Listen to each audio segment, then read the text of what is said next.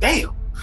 Shout out to Magic Johnson, a real black billionaire who wasn't all freaked off, who actually made business, bank exchange, created dollars in real black neighborhoods so real black families could have that opportunity just like everybody else. But I never seen him do Miss Lopez like that. And when J-Lo was around, I used to always just call her Miss Lopez.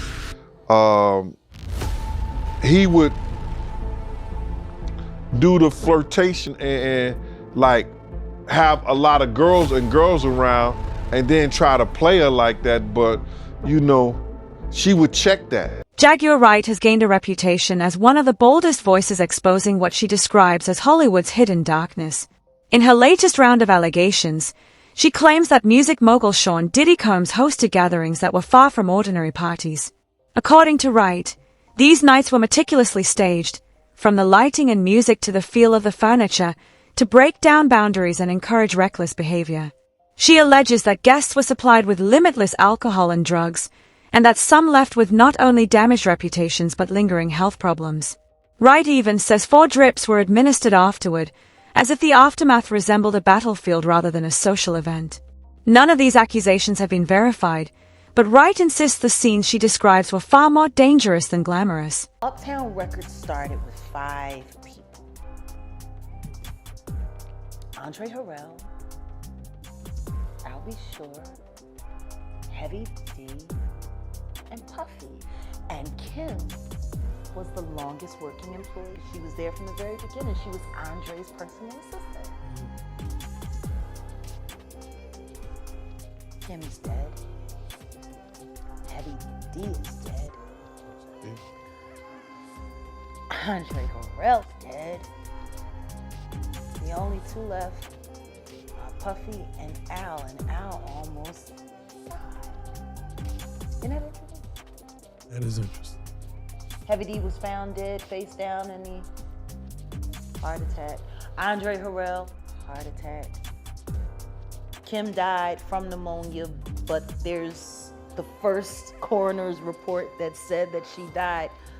It was ruled a homicide, and they found toxins in her body to prove that she had been poisoned. You know, they have poisons that create heart attack and pneumonia-like symptoms. And then right after that, Al had a meeting, and I was gonna meet up with him because we were in Vegas, and then the next thing you know, you wanna know what they all had in common though? The survivors and the late of Uptown Records, they were all reading tell-all books.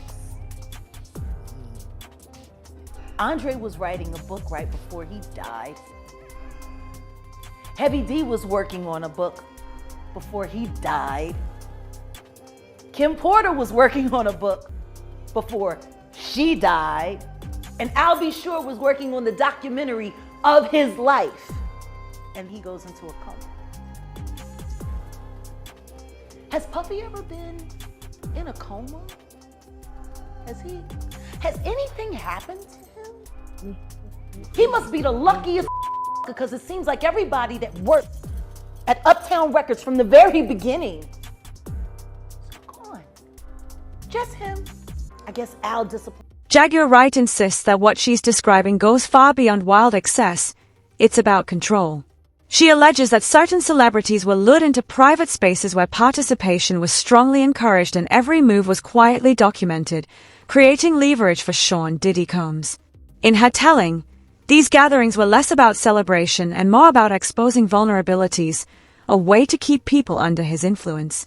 If true, Wright argues, it would mean many Hollywood stars have far less power over their own lives than the public imagines. Instead of untouchable icons, they could be pawns trapped by secrets, fear, and the need to protect their reputations. Wright doesn't speak in riddles, either. She explicitly names high-profile women, including Mary J. Blige, Jennifer Lopez, Kim Porter, Cassie, Young Miami, Nicki Minaj, and Rihanna, as having some connection to these events, a list that makes her allegations even more explosive. I advocate for Jennifer Huff. Part of the reason why I advocate for Jennifer Huff is because it disgusts me what has happened to her life. See, when she was 16 years old, she was unfortunate enough to be raped at knife point and cut by Kenneth Petty, who was also 16.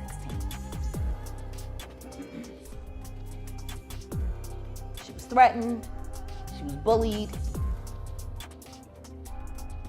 In the end,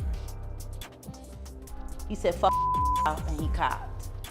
He copped a plea, attempted rape, but it landed him on the registry list. By the way, he is a level 3 offender. For those of you who don't understand how it works, this is how it goes. Teacher would. First tier, level 1, second, you want 10 years. Level 2, they give you 20 years on the registry. Level 3, you're on it for life. For life. For life. That's her husband. A whole 8 monster, sadist, deviant, who likes to whittle on his women. That's her husband. Right. Jennifer was his victim in the 90s. She moved on with her life, had children, everything was fine until this marries Nikki. Now he married Nikki. He Mr. Minaj, right? So he moves New York to Los Angeles and decides he doesn't have to register anymore. Well, he ends up getting busted for it. He gets booked. The fans catch on, the blogs catch on, and then the next thing you know, they find out he's got a conviction. Then they start researching who's the victim. And now Jennifer Huff's name is drug into the all over again. The Pettys decide to engage her, offer to pay her to recant her story so he can get off the registry. Imagine the calls. Listen to me, I know you got cut, baby, but this is what I need you to do for me. You know, long ago, look, I'm about to get you this cash. I'll give you yay stacks, yay racks. All you gotta do is just go back to New York State and tell them that you lied and recant your story and everything, and I'm gonna hook you up on the back end. You gonna be great. Capacity. This woman made it through this. Moved on with her life, and then the next thing she know, her name is all over the blogs. She didn't even know. Somebody approached her daughter. Then her family started getting threatened again by their quote unquote alleged gang ties and friends. She was literally minding her and got sideswiped by fame. How unlucky her. Very. That her assailant married someone famous and now drug her all back into. Jaguar Wright has also aimed her allegations at some of the biggest male names in music, including Stevie J, DJ Khaled, Rick Ross, Usher, and Jay-Z. These men are global heavyweights, and Wright points out that even being linked to parties rumored to be so questionable can ignite a storm of gossip across blogs, YouTube, and social media. She acknowledges that simple attendance does not prove any misconduct.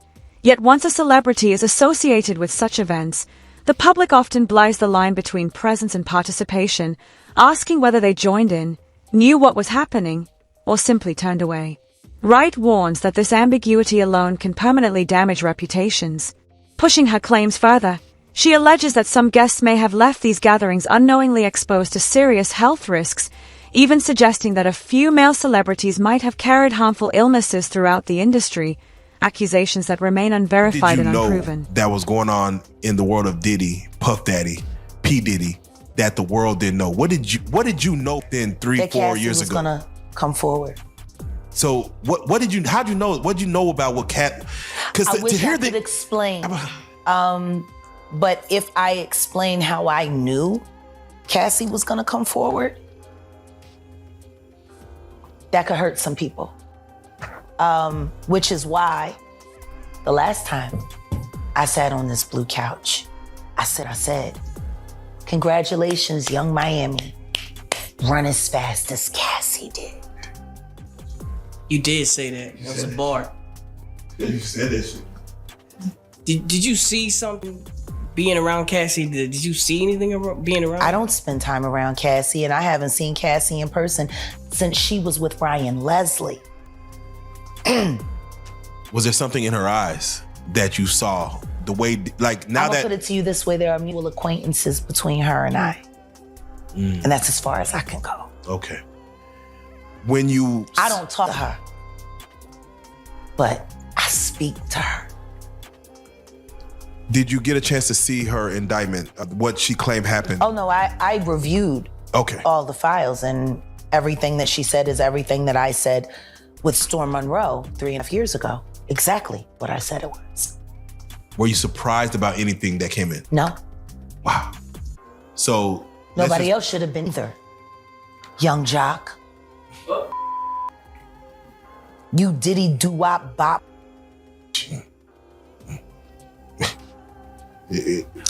Cute. Because you told the truth, Jock, and then after Diddy called you, you went back and tried to clean it up. But your all about is off the Stevie J's. You Diddy doo-wop bop. Do you feel like that's the reason why this beef, but that Stevie J stands where he stands between the beef with 50 Cent and Diddy? I don't know where Stevie J stands. I only know Stevie J sitting on a drum set or fuck. I don't know where he stands. Man. I know what he stand up in. And I know what done stood up in him. Take that.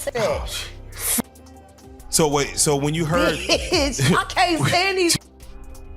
Like, for real, like, I'm just tired. Let's keep it a bean. All these niggas... You not even gay men, you won't claim it. No, you want to sit around and pretend to like bitch. That's what y'all do. And then you get these hard... jostling? Jaguar Wright's recent remarks challenge the polished image of power in the music industry, suggesting that even its most celebrated stars can be drawn into Sean Diddy Combs' sphere of controversy. Her comments revive long-standing questions about accountability, who gets protected, and how much misconduct stays hidden when someone is too famous or influential to confront. Even without proof, Wright's words have pulled artists such as Mary J. Blige into a web of speculation that could shadow their reputations for years. Her claims also arrive as Diddy faces a wave of legal troubles. Over the past year, singer Cassie has filed a detailed lawsuit alleging years of abuse and coercion, including being forced into encounters with male escorts, while another woman, April Lamprose, has described similar intimidation during and after incidents involving him. These suits mention threats, manipulation, and violence, and federal prosecutors have accused Combs of using force, intimidation, arson, and bribery to protect his empire. Viewed together, these court filings and reports help explain why Wright's allegations, though unverified, continue to attract public attention and fuel debate.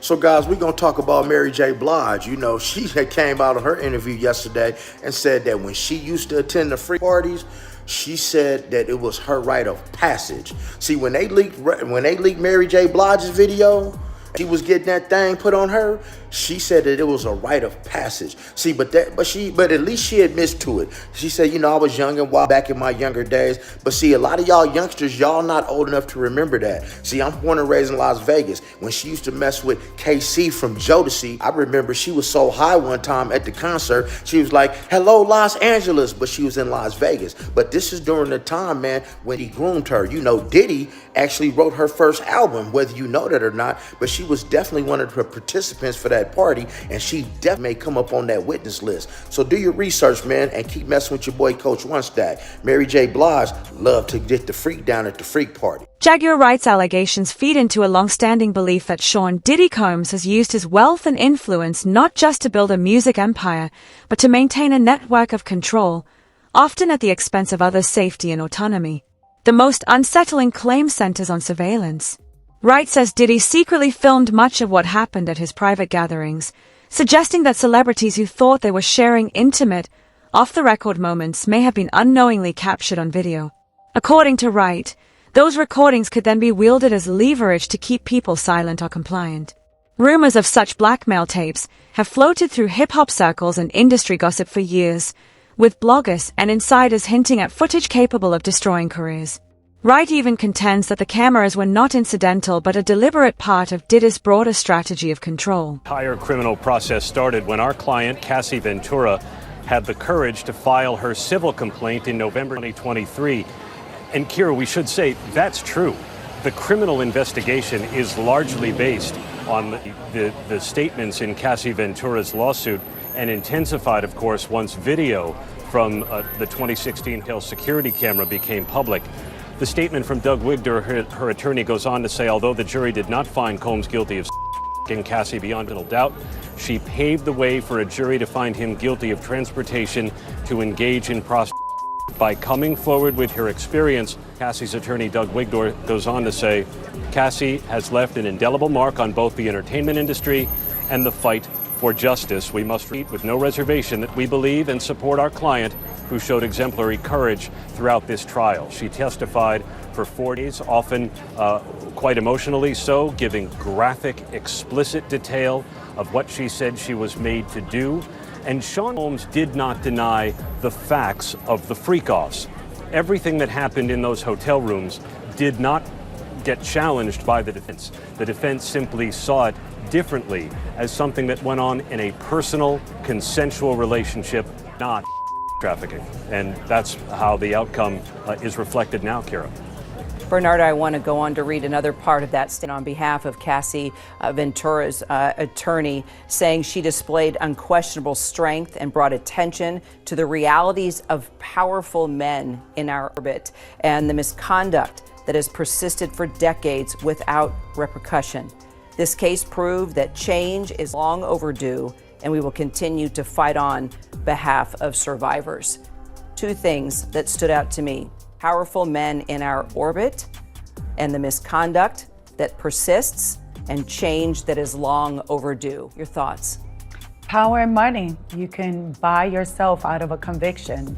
Let's be honest that if Sean Combs wasn't able to get the team that he got and pay for that defense team and experts and investigators to help defend himself, that we would have had a different outcome today. But money and power, that you still get away with crimes if you have money and power. But I have to say, I was in the courtroom for Cassie's testimony, and she was a strong, strong witness. You can tell that the courage that she had, the strength that she exhibited. I mean, when she spoke and when she would cry from time to time, when she revisited those freak-offs and when she revisited those times when Sean Combs brutally beat her, and to see her in court sitting down, showing the strength and courage that she was able to overcome this. I think one of the most strongest moments that brought people to tears is when she said at some point that she went home and she told her husband, "You can do this without me," and that she wanted to cross the street and commit suicide because of what she had been through. But I'm glad that Cassie has been able to pick herself up and has been able to move on, taking it day by day, because it does show the strength that she got as a result of coming forward. That coming forward helped to bring closure to her. Jaguar Wright warns that the real danger isn't only what may have happened at Sean Diddy Combs' gatherings, but the lasting power of rumor and fear. She suggests that a single night of reckless choices could haunt someone for life if they believe a hidden recording could surface and destroy their reputation. Wright even likens Diddy to a kind of hip-hop puppet master, claiming he uses private secrets as leverage to keep people quiet. For the celebrities she names, the greatest risk is reputational rather than legal. Once a star is linked to Diddy's parties, that connection becomes part of their narrative, and both fans and critics begin to see them differently. The association is particularly troubling for artists like Nicki Minaj, Rihanna, and Jennifer Lopez, who have built public images of strength and independence. It also casts an unfair shadow on those who can no longer speak for themselves, such as Kim Porter, whose legacy of talent and hard work is sometimes dragged into scandal instead of celebrated on its own. Wright argues this is the most damaging aspect of rumor culture. It thrives on sensational stories, not on proven facts. Damn. Shout out to Magic Johnson, a real black billionaire who wasn't all freak off, who actually made business, bank exchange, created dollars in real black neighborhoods so black families could have that opportunity just like everybody else. I mean, he actually caught HIV, like having like a lot of women.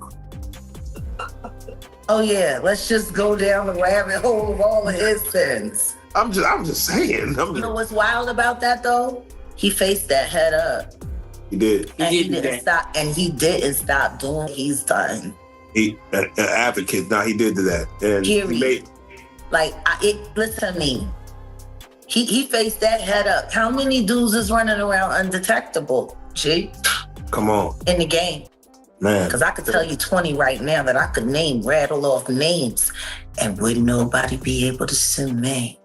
Wait, please name them, because we. I'm not doing wait a minute. Those are things that I'll be discussing on the Jaguar Wright show from here on out. Jaguar Wright show, but yeah, no, we need those names because God dang, we can't have them out here just spreading the devil juice. The hate that ninja. Let me ask you. A lot of dangerous people out there. Come on now. When New York first uplifted the statute where you could kind of have a civil suit against your, whoever might have caused your assailant. What do you feel the agenda was? Because we already seen Bill Cosby go through it, R. Kelly go through it. What do you think their agenda was to give 2 years to say anybody, not go criminal, but you could have to a give civil the feds suit? a chance to clean up as much of the mess as they can before Trump made it in.